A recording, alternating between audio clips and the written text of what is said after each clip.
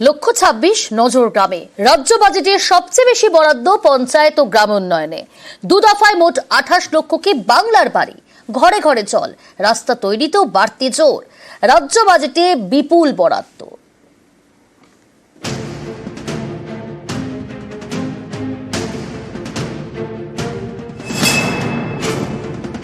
পশ্চিমবঙ্গে মোট বিধানসভা আসন 294, এর মধ্যে পুরসভাহীন পঞ্চায়েত এলাকা ভিত্তিক বিধানসভা আসন 163। এর মধ্যে 21 ভোটে তৃণমূল পায় 126টি আসন। এর থেকে স্পষ্ট গ্রাম যার বাংলা তার। বুধবার পেশ করা বাজেটে সেই গ্রাম বাংলার উন্নয়নেই সবচেয়ে বেশি জোর দিয়েছে রাজ্য সরকার।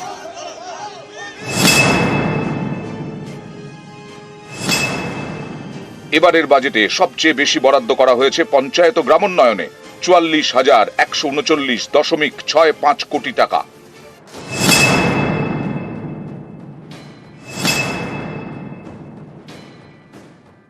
গ্রামের মানুষের বড় ভরসা আবাস, কিন্তু কেন্দ্রীয় সরকার আবাসের টাকা অনেক দিন বন্ধ করে দিয়েছে। রাজ্য সরকারই বাড়ি তৈরি করে দিচ্ছে। প্রকল্পের নাম বাংলার বাড়ি।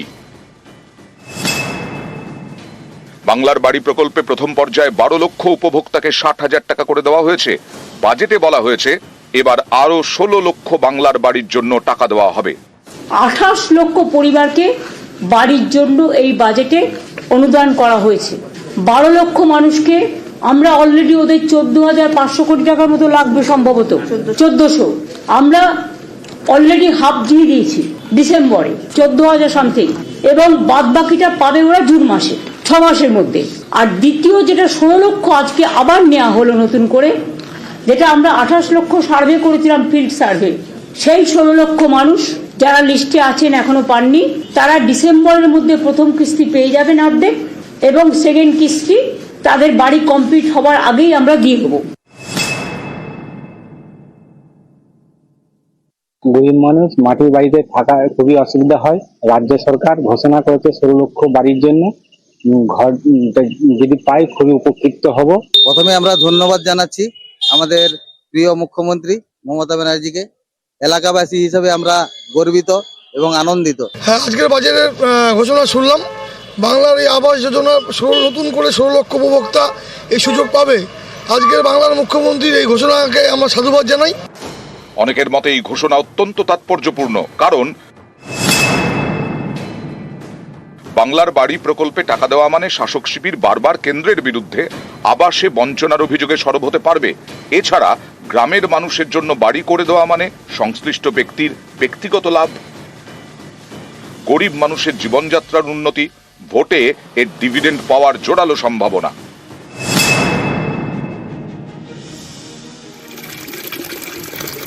ঘরে ঘরে জল এবং রাস্তা তৈরিতেও এবারের বাজেটে বাড়তি জোর দেওয়া হয়েছে। ঘরে ঘরে জল পৌঁছতে জনস্বাস্থ্য কারিগরি দপ্তরে বরাদ্দ করা হয়েছে 11,636.92 কোটি টাকা। পথশ্রী প্রকল্পে বরাদ্দ করা হয়েছে 1,500 কোটি টাকা। গ্রামীণ রাস্তা সেলফ কেন্দ্র বন্ধ করে দিয়েছে, সেই জন্য পথশ্রী প্রকল্পের মাধ্যমে 1,500 কোটি টাকা বরাদ্দ করা হয়েছে। অর্থাৎ অনেক গ্রামীণ রাস্তা আমরা পথশ্রী প্রকল্পে প্রায় 34 লাখ, আমরা গ্রামীণ রাস্তা 37,000 কিলোমিটার আমরা করেছি অলরেডি, এবং আরো করবো। এটা আমাদের নিজেদের টাকায়।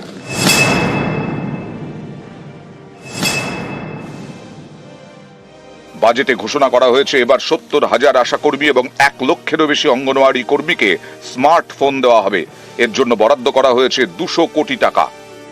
দিদিকে অসংখ্য ধন্যবাদ। আমাদের এই মোবাইলটা যদি দেওয়া হয় তাহলে আমরা খুবই উপকৃত হব কাজের ক্ষেত্রে। মোবাইলটা হয়ে অনেক সুবিধা হবে। দিদিকে অনেক ধন্যবাদ এই দেওয়ার জন্য। রাজ্য সরকার যেটা দিয়েছেন এটাতে সত্যি আমরা খুশি। আমরা অনেক দিন ধরেই এটা ডিমান্ড করেছিলাম ফোনের জন্য। যে আমরা এই সংবাদটা পেয়ে সত্যি খুব খুশি হয়েছি।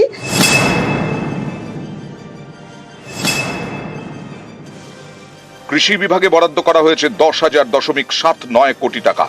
এছাড়া এবারের বাজেটে অনগ্রসর শ্রেণী কল্যাণ বিভাগের জন্য বরাদ্দ করা হয়েছে 2,423.8 কোটি টাকা।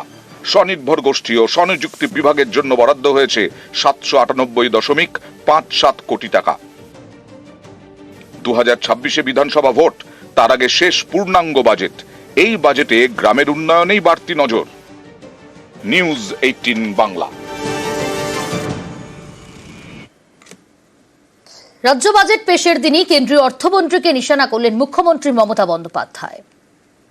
निर्मला देवी अपनी बांग्ला के लिए कम भावुन। निर्मला जी, उजाला का क्या हुआ? इलेक्शन का टाइम में आप उजाला किया था, अभी उजाला का क्या भविष्य है? अब तो कुछ नहीं करते हैं, खाली भाषण देते हैं। कहाँ गया रुपया? आज तो खाली हमने नहीं, आपका गुजरात स्टेट भी बोला रुपया नहीं मिल रहा है, अब स्टेट को नहीं दे रहा है। Everything you are going to control and to bulldoze the federal structure.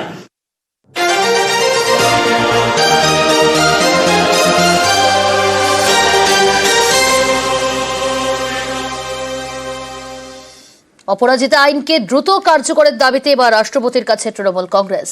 আজ দ্রৌপদী মুর্মুর কাছে তৃণমূলের মহিলা সাংসদরা গত বছর বিধানসভায় ধর্ষণে ফাঁসির সাজার বিল পাশ হলেও এখনো আটকে রয়েছে আইন।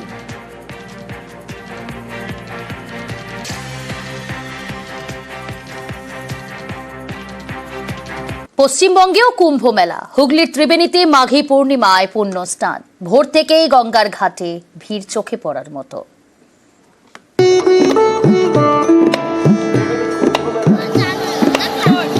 কুম্ভে পূর্ণ স্নান, এটা প্রয়াগরাজ নয়, এটা পশ্চিমবঙ্গের হুগলি জেলার ত্রিবেণী। বুধবার ভোর থেকে জমজমাট। আবার তো 144 বছর পর আসবে এই পুণ্য স্নানে, আমরা সবাই অংশীদার হতে চাই, কারণ এইটাকে বলা হচ্ছে মহাতীর্থের সমান, আর এই প্রায় অমৃত লাভ বলা হয় এটাকে।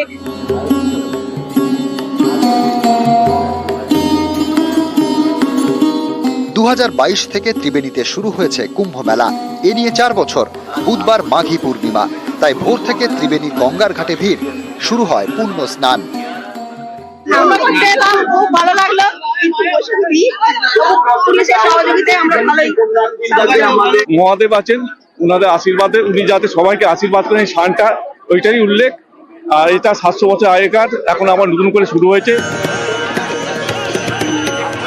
ত্রিবেণীতে কুম্ভ স্নান, ছিলেন নাগা সন্ন্যাসীরাও। রাস্তায় জমায়েত করেন, সেখান থেকে একেবারে গঙ্গার ঘাটে।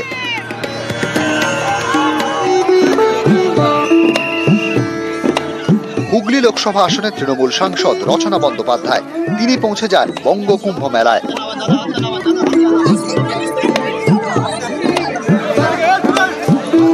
ত্রিবেণীর কুম্ভে স্নান করেন বিজেপি রাজ্য সভাপতি সুকান্ত মজুমদার।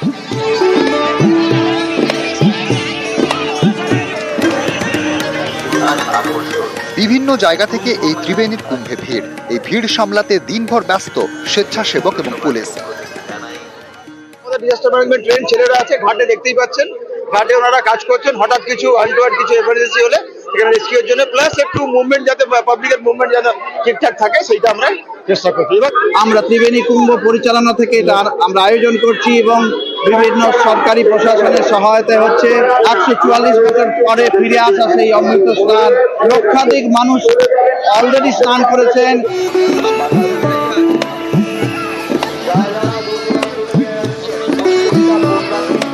প্রবল ভিড়ে অসুস্থ হয়ে পড়েন এক পুণ্যার্থী, তাকে প্রাথমিক চিকিৎসার পর ছেড়ে দেওয়া হয়।